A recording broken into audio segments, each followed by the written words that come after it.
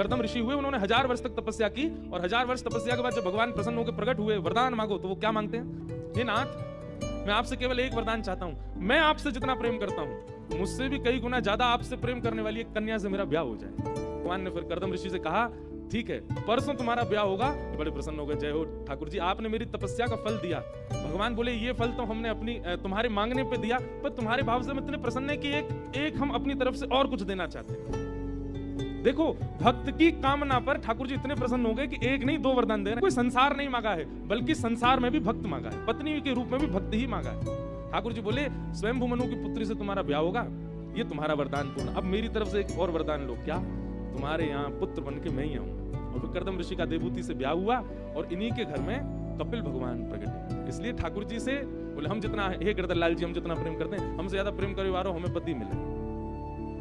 खुद से प्रेम करने वाला नहीं, आपसे प्रेम करने